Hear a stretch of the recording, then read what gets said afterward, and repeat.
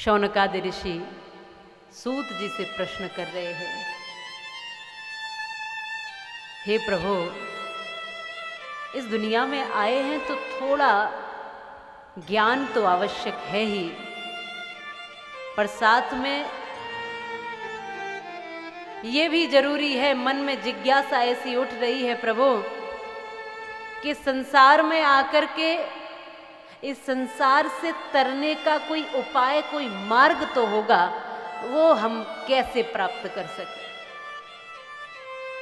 हो सकता है कि जवानी में ये प्रश्न न आता होगा, क्योंकि लोग भाग दौड़ में व्यस्त हैं, लोग एक दूसरे से होड़ में लगे हुए हैं कि इससे ऊंचा मकान मेरा होगा, इससे ऊंचा व्यापार मेरा होगा, इससे ऊंचा नाम मेरा होगा। इस भाग दौड़ में लगे हुए हैं और इस प्रतिस्पर्धा में, इस भाग दौड़ में उलझ जाते हैं, ऐसे उलझ जाते हैं कि चिंतन ही नहीं होता है कि हमें अपना जीवन कैसा बनाना है, या मैं हूँ कौन और क्यों भाग रहा हूँ, ये भी कई बार चिंतन नहीं करते।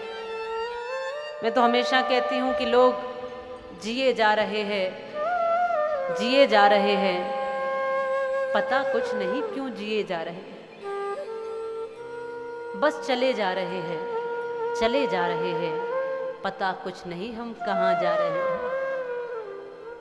रास्ता भी मालूम नहीं है और मंजिल का भी पता नहीं, बस दौड़े जा रहे हैं। शायद कोरोना के काल में बहुत लोगों को समझ में आ गया कि भैया केवल दौड़ना ही जिंदगी नहीं है, कभी कभी ठहरना भी जिंदगी होती है। केवल भागते ही नहीं रहना चाहिए, कभी कभी रुक भी जाना चाहिए।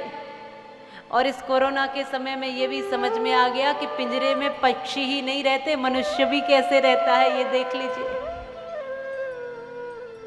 पिंजरे में देखा है ना हमने पक्षियों को, खूब इंसान पिंजरे में बंद कर देता है पक्षियों को, वो भी उड़ान भरने के लिए तड़पते हैं। इस कोरोना के काल में ये समझ में आया, लोग घरों में बंद थे और पंछी सारे आजाद थे। वो भी कह रहे होंगे, जरा देखो महसूस करके बंद होकर कैसा लगता है। सारे मनुष्य बाहर निकलने के लिए तरस रहे थे कि कैसे जाएं बाजार तक, कैसे जाएं घर के बाहर तक, लेकिन क्या करे, बंधन ऐसा था कि घर के बाहर नहीं निकल सकते थे, चाह के भी नहीं निकल सकते थे। तो पहली बार समझ में आया कि घर में रहना, पिंजरे में बंद होना और एक साथ इतने लंबे समय तक एक स्थान पर रहना। और इस समय में बहुत लोग तो साधक भी बन गए, जिन्होंने अपने आप को व्यवस्थित किया, उन्होंने अपनी दिनचर्या को व्यवस्थित करते हुए साधना की, ध्यान किया, अच्छे ग्रंथों का स्वाध्याय किया, अच्छी कथाएं सुनी, चर्चाएं सुनी, सत्संग सुना टीवी चैनल पर या जैसे भी मोबाइल में। सब लोगों ने, कुछ लोगों ने तो इस तरह का जीवन भी बिताया, कुछ लोग इससे परेशान भी हो गए, कुछ आपस में ही झगड़ने लगे। अब एक ही घर में सभी लोग एक साथ पहली बार शायद इतने समय तक रहे होंगे कि कोई बाहर ही नहीं जा सकता। लड़ना है तो यहीं लड़ो, रहना है तो यहीं रहो, भोजन करना है यहीं करो, टहलना है यहीं टहलो, जो करना है यहीं करो, जीना है यहीं और सब कुछ यही। तो पहली बार इतने लंबे समय तक लोग एक साथ बंद रहे।